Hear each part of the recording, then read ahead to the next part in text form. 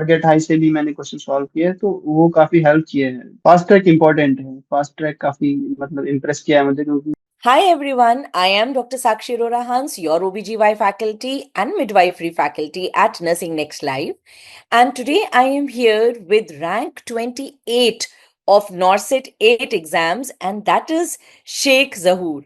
Welcome Sheikh Zahoor beta to this interview, and thank you so much कि इस tension वाले atmosphere में भी you are here doing your duty and guiding your juniors and telling them how to clear this difficult exam. तो पहले तो lots and lots of congratulations from the entire team of NNL. Thank you very much ma'am. Firstly good morning to you. Thank you very much. And जैसा कि आपको पता है कि मतलब एम अभी थी मतलब जम्मू एंड कश्मीर में, सॉरी, जम्मू एंड कश्मीर में अभी काफी ज्यादा टेंशन चल रहे हैं, मतलब बॉर्डर पे हर जगह पे, either it is Jammu and Kashmir और राजस्थान और एनी अदर बॉर्डर। तो मोस्टली जम्मू कश्मीर में जो है ये कॉन्फ्लिक्ट जोन हमेशा से रहा है, तो फियरफुल तो एटमॉस्फेयर वहां पे रहा ही है। लेकिन अभी लास्ट 2-3 नाइट से जब से नॉर्सेट का रिजल्ट भी आया है, we can't even celebrate that good ना, I because agree to this you, thing Sheikh. Comes in And that mind is all what the I time want to when. tell. Sorry, I'm interrupting you. That is what I want to tell all the students who are listening to this interview. He Sheikh belongs to Jammu and Kashmir. And Sheikh ki entire family is in Jammu and Kashmir, although he himself was in Lucknow. He is in Lucknow because he had joined SGPGI and he was working there. But uski entire family Jammu and Kashmir mein hai. So yes, Sheikh, we all are there with you, our prayers, with your family, and we do understand कि आप अभी इस इतनी बड़ी खुशी को celebrate ही नहीं कर पा रहे होगे. जी मैम, वो चीज तो माइंड में रहती है ऑल द टाइम, बिकॉज अभी जो ज्यादा कुछ दिनों से टेंशन चल रहे हैं, तो उस वजह से वो बैक ऑफ द माइंड है, चाहे आप कुछ भी कर रहे हो, ड्यूटी कर रहे हो, या आपका रिजल्ट क्यों ना अच्छा आया हो, that thing is back of the mind. तो स्टिल मतलब जब मैं रिजल्ट देखा हूँ, काफी खुशी हुई, और घर वालों से मैंने शेयर किया। काफी खुश हुए घर वाले भी। लेकिन अब हम यही है कि उस चीज को ज्यादा सेलिब्रेट नहीं कर सकते, अभी का टाइम ऐसा नहीं है, क्योंकि we know lot of civilian lives are lost in between these tensions. तो वी होप एंड प्रे कि ये सब जल्दी सब सही हो जाए और पीस आ जाए दोनों साइड से। Yes, we Sheikh. And that is always our pray for that. prayers also कि ये सब जल्दी से settle हो and all people, I mean, this everyone is at peace, everyone stays safe, and better you stay strong. पूरे country की prayers are not only there with your family, but every family who is there, every army person who is fighting for us, for everyone, for world peace, we are all praying. So, yes ma'am. Sheikh, or thoda sa we would like to know about you. We've know that you belong to Jammu and Kashmir. इसके अलावा बेटा, when did you clear? From where have you done your BSc nursing and कब clear किया था? And was this your first attempt of NORCET? Ma'am मैंने BSc nursing 2022 में complete किया था। Okay, एंड आफ्टर दैट मैंने नर्सिंग नेक्स्ट से मतलब क्लासेस भी, पहले सबसे पहले मैंने यूट्यूब से कुछ क्लासेस के बारे में जाना, तो मैंने क्लासेस लिए थे। आपके कुछ क्लासेस मैंने देखे वहाँ पे यूट्यूब पे, जो फ्री क्लासेस होते हैं। उसके बाद मैं मतलब एक्सप्लोर किया, तो नर्सिंग नेक्स्ट मैंने ज्वाइन किया था कोर्स पे। अच्छा. उसके So बाद you joined Nursing Next in 2022. 2। So you yes were ma'am. a paid subscriber बेटा, NNL के plan यस C मैम। के subscriber. Yes ma'am. Okay. So then after 2022 that, में आपने सारा हमारा कोर्स, सारा वीडियोस आपने प्लान सी से 2022 में देखे.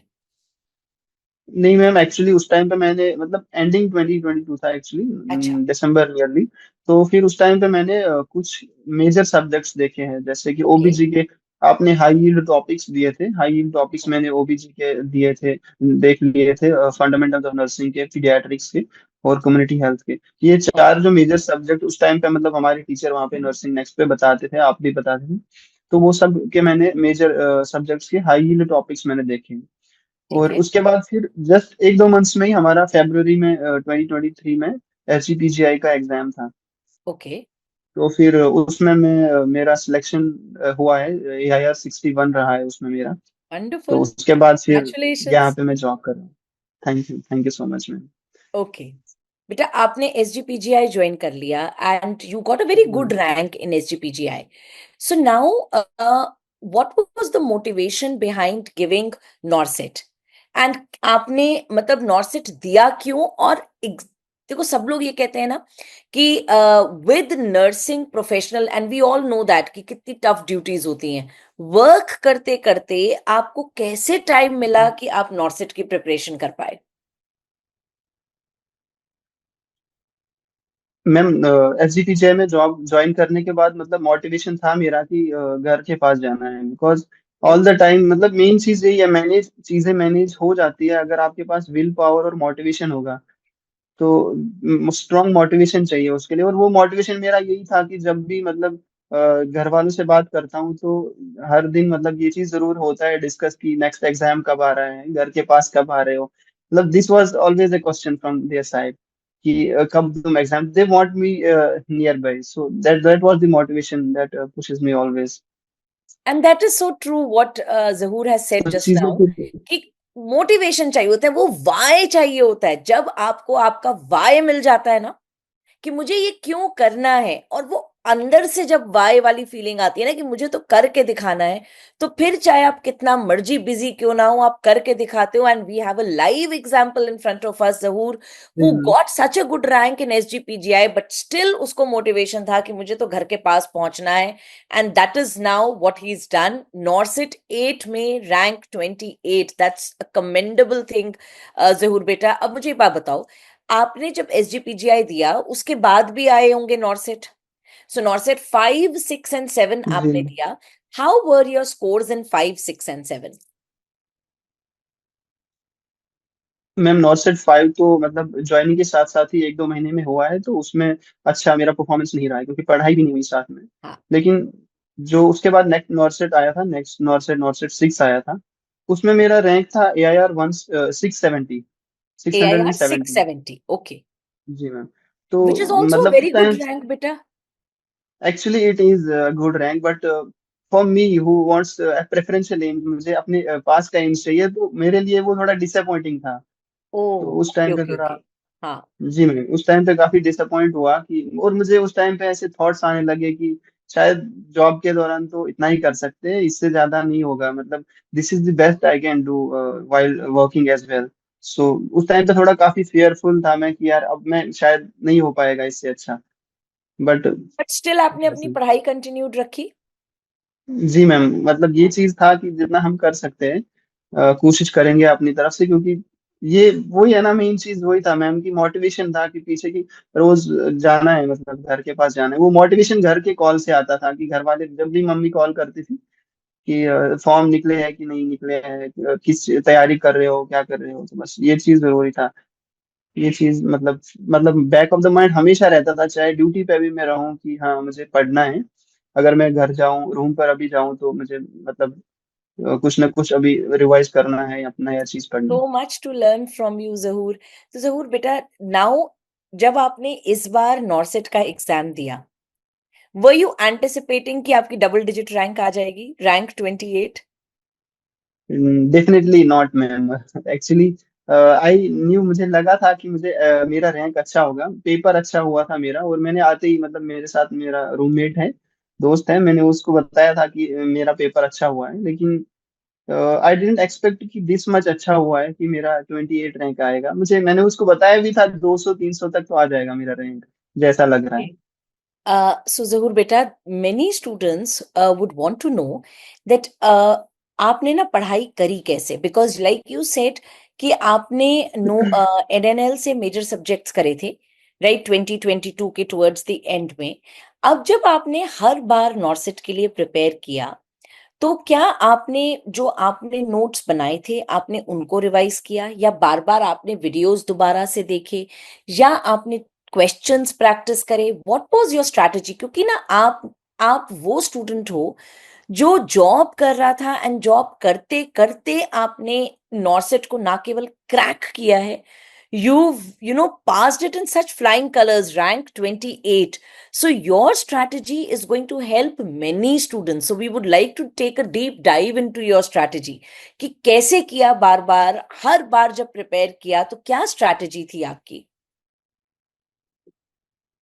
मैम एक्चुअली यही था कि जो बेसिक मैंने नोट्स बनाए थे, हम्म। मैं हर बार वही मतलब रिवाइज करता था। मेन चीज तो उन्हीं का रिवीजन होता था, क्योंकि मुझे पता था जब भी नॉर्सेट, जिस भी नॉर्सेट में मेरा रैंक कम आए हैं, दो नॉर्सेट में मेरा रैंक काफी कम आया है, तो मुझे यही था, उस टाइम पे भी मुझे लगा था कि मेरा रैंक बहुत अच्छा आ सकता था अगर मेरे जो मैंने नोट्स में लिखा है या जो मैंने रिवाइज भी किया है कई बार, अगर वही क्वेश्चन मेरे सही हो जाते। तो ऐसे बहुत सारे इजी क्वेश्चन जो मेरे नोट्स में लिखे हैं वो मेरे गलत हो रहे थे, तो मुझे पता था कि रिवीजन करेंगे तो ये सब अगर सही होगा तो कंपेरेबली मेरा रैंक काफी अच्छा होने वाला है। तो कुछ नया करने की जरूरत नहीं है, तो मैंने बस वो रिवाइज किया। और अब जितना मतलब मैं बार बार जितना मतलब दो तीन बार जब एग्जाम्स आ रहे थे तो मैं यही कर रहा था, फिर वो रिवाइज करके एमसीक्यू प्रैक्टिस कर रहा था। मतलब एमसीक्यू जहां से भी मिले, मैंने कोई एक सोर्स नहीं लिया था एमसीक्यूज का, कहीं ओके। भी कोई टेस्ट आता था, फ्री टेस्ट आता था, वो भी देता था। और नर्सिंग नेक्स्ट से मैंने प्रीवियस ईयर पेपर्स जो है सॉल्व किए हैं, रिसेंटली मैंने नर्सिंग नेक्स्ट से प्रीवियस ईयर पेपर सॉल्व किए हैं इस एग्जाम से पहले। और मैंने कुछ सुपर 50 टेस्ट आते थे नर्सिंग नेक्स्ट में,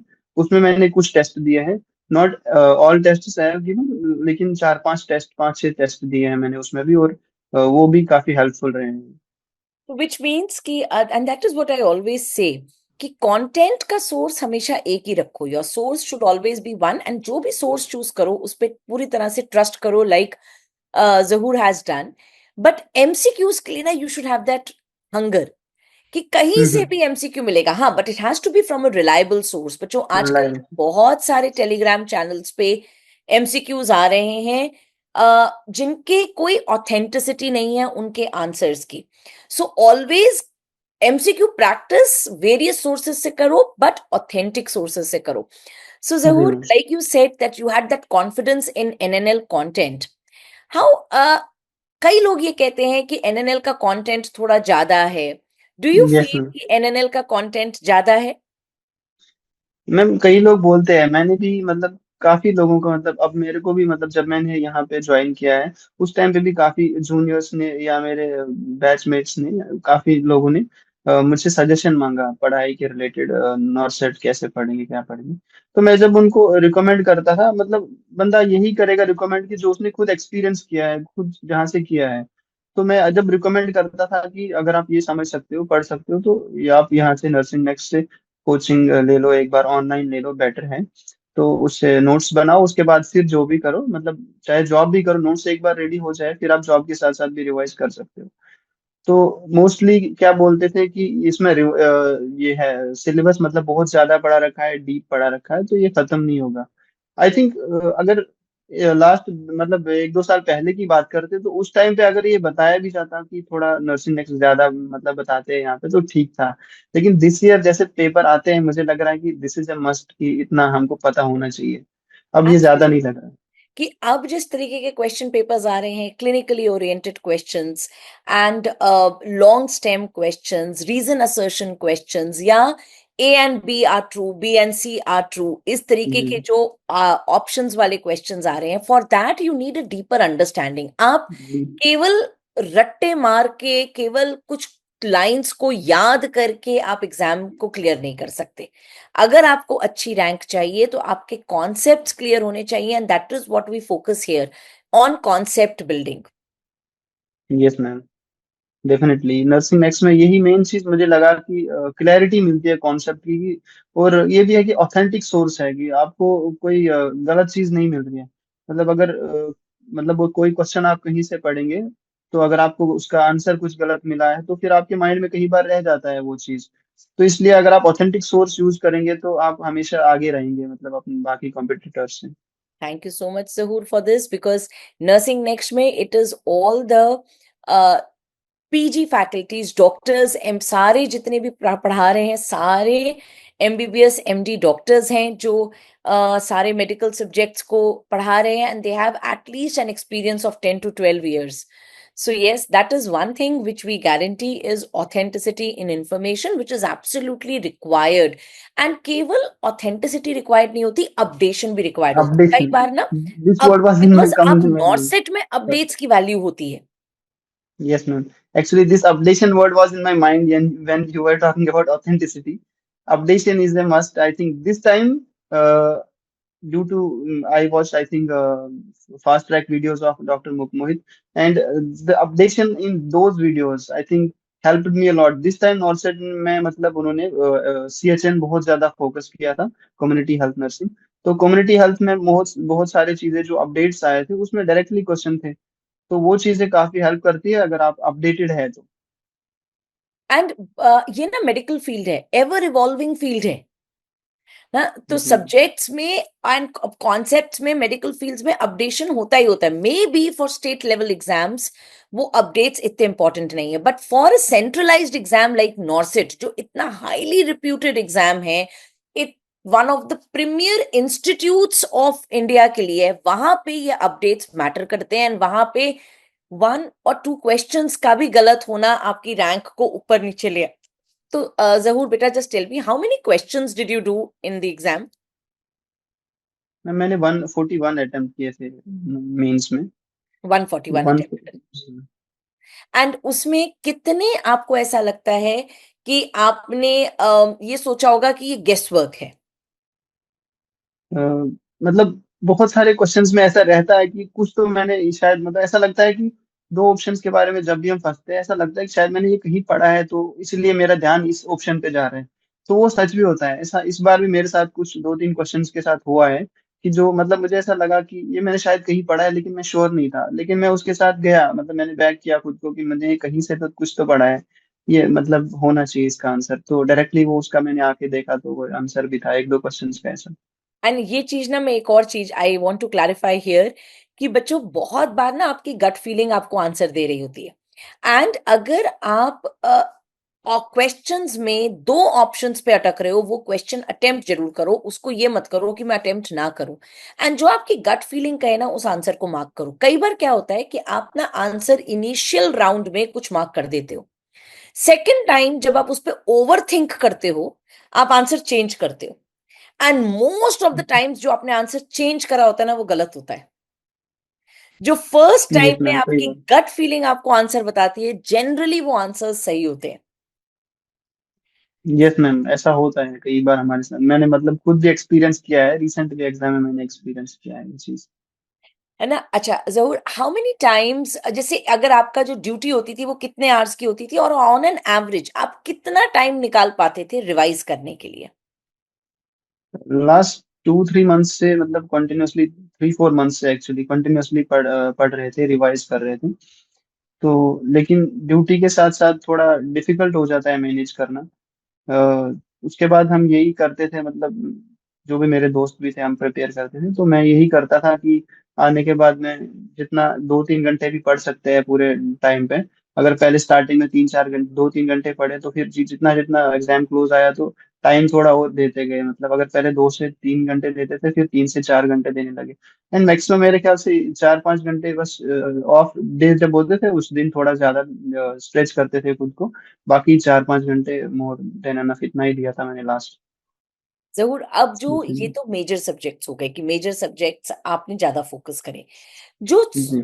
माइनर सब्जेक्ट्स होते हैं, फॉर एग्जाम्पल, जैसे माइनर नहीं कहेंगे लेकिन जिनमें थोड़े से क्वेश्चंस कम जी. आते हैं, फार्मा हो गया, आपका एनाटॉमी हो गया, फिजियोलॉजी हो गया, माइक्रोबायोलॉजी हो गया, इन सब्जेक्ट्स को आपने कैसे डील किया? इन सब्जेक्ट्स के भी मैंने बाद में लेटर ऑन वीडियोस देखे थे, मतलब रैपिड रिवीजन वगैरह वीडियोस, लेकिन इस टाइम पे मैंने नहीं देखे थे. मैंने पास्ट में देखे थे 1.5 ईयर्स, अराउंड 1.5 ईयर्स बैक. उस टाइम पे मैंने उनके भी नोट्स बना लिए, मतलब सबके नहीं बनाए थे. जैसे मैंने माइक्रोबायोलॉजी थोड़ा पढ़ा था तो उसके मैंने इंपॉर्टेंट हाई वीडियोस जो थे वो मैंने नोट कर लिए थे, उसके नोट्स बनाए थे. तो जब भी अब एग्जाम आता था, चाहे माइक्रोबायोलॉजी हो रिसर्च हो, इनको मैं 2-3 दिन में सबको रिवाइज करता था एक बार. उसके बाद बस यही है कि मेरे पास जो एमसीक्यू बुक्स रहती थी, जैसे मेरे पास टारगेट हाई था, और उसके अलावा मेरे पास सॉन्डर्स का मैंने बुक यूज किया है. एनफ्लेक्स के लिए जो सॉन्डर्स आता है उससे मैंने एमसीक्यू प्रैक्टिस किया है, उस पर मैंने थ्योरी भी पढ़ा है, तो वो एक रिवीजन के लिए अच्छा बुक है.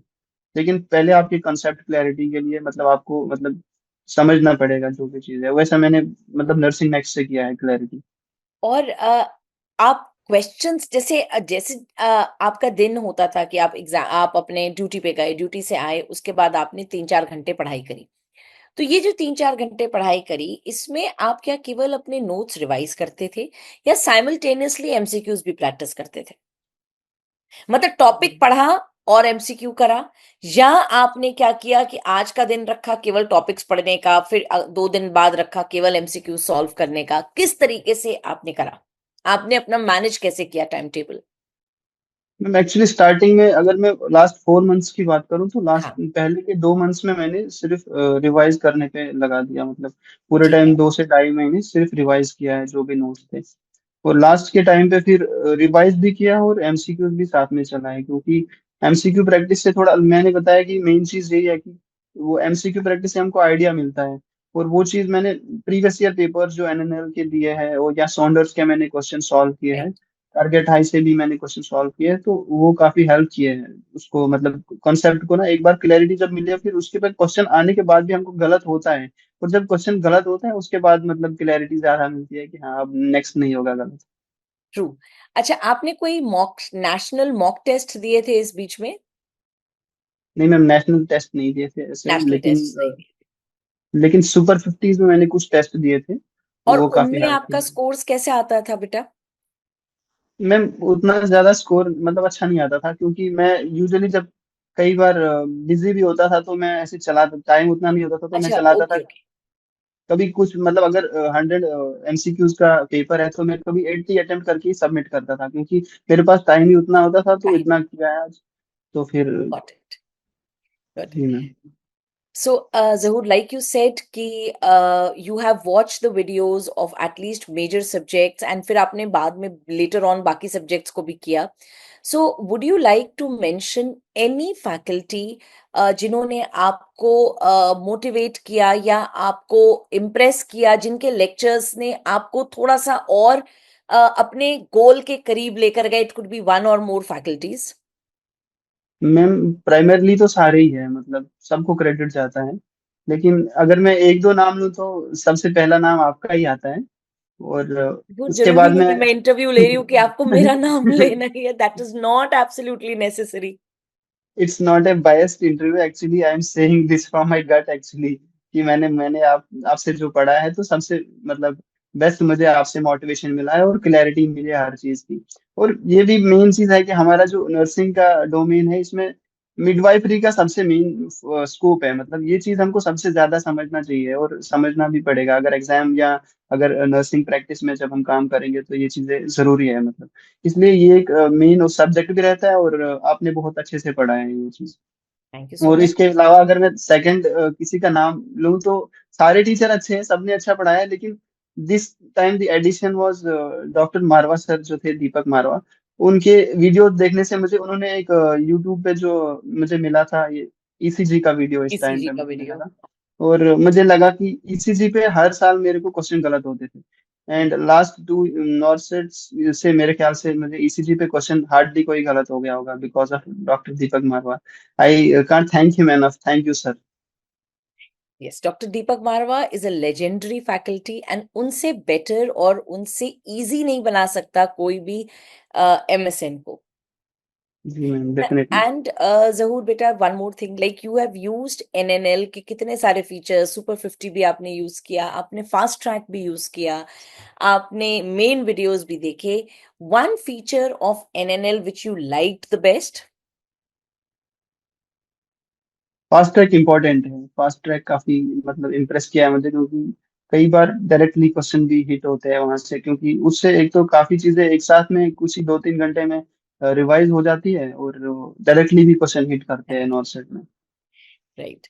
So, and last में any message which you have for any, पहले तो message for your parents, right? They would be watching this interview from Jammu and Kashmir. इस time पे इतने tensed atmosphere में भी they would be ji. feeling so proud to listen to you. So, any message which you have for them, and for all those students who could not clear NORCET this time, because you are the one जिसने consistently perform करने के लिए consistency maintain करी है. You are one of the students जिसने सबको सिखाया कि अगर आप consistent रहोगे तो आप एक दिन अपने goal को achieve करोगे ही करोगे. So, any message for the students जो इस साल clear नहीं कर पाए, but before that, a message for your parents and your family. For my parents, I actually parents के लिए हम कुछ ज्यादा मतलब कह भी नहीं पाते हैं कभी, तो अगर हम यहाँ प्लेटफॉर्म के थ्रू बताऊं उनको, इस वीडियो के थ्रू, तो बहुत ज्यादा शुक्रगुजार हूँ, मतलब घर वालों का, मम्मी पापा का, सब भाई बहन सबका। तो क्योंकि उनके सपोर्ट के बगैर तो कुछ भी पॉसिबल नहीं है, किसी के लिए भी हो, चाहे मैं कोई स्पेशल नहीं हूँ, हर किसी के पेरेंट्स उसके लिए बेस्ट ही करते हैं, और आई एम वेरी ग्रेटफुल कि मैं उनका मतलब बेटा हूँ मम्मी पापा का। तो I want to thank them very much. And message for your colleagues या for juniors जो इस बार नहीं clear कर पाए. देखो, जो इस बार नहीं कर पाए, फेलियर्स मतलब ये मतलब मीन नहीं करते कि आपने जो वर्क किया है वो जाया हुआ है। जाया मतलब नहीं होता है कोई चीज, अगर हमने वर्क किया है, पढ़ा है कोई भी लाइन हमने अगर पढ़ा है इस बार के लिए, नॉर्सेट एट के लिए, अगर इस बार हमारा सिलेक्शन नहीं हुआ है ना, वो लाइन मैटर करता है, वो अगली बार भी कहीं ना कहीं आ सकता है। अगर कुछ भी हमने इस बार पढ़ा है वो सब कुछ मतलब काउंटेड है, वो वेस्ट नहीं होगा। तो नेक्स्ट टाइम में वो चीजें साथ में चला के जो भी आप प्रैक्टिस करेंगे, मतलब ये एटीट्यूड के साथ, इस एटीट्यूड के साथ रहना है कि मुझे करना है, तो एक दिन जरूर हो जाएगा। Thank you so much. And बच्चों, जिस तरीके से जहूर ने अपने ड्रीम्स को कभी भी पीछे नहीं होने दिया, he was always self motivated कि मुझे तो नॉर्सेट क्लियर करना ही करना है, राइट? उसी जुनून के साथ आपको भी पढ़ना है एंड आपको भी अब अगला नॉर्सेट क्लियर करना ही करना है. And at this note, just praying for the safety of and peace of the entire nation, not just nation, hmm. the entire world. I just hope that all this Definitely. war-like situation which is happening, all this settles down and everyone is at peace. And with that, thank you so much, Zahoor. Thank you so much, NNL, for giving me an opportunity to interact with Zahoor. Thank you so much, ma'am. Thank you so much. This was actually a dream for me. A dream came true today. Thank you so much, beta. God bless you. Thank you.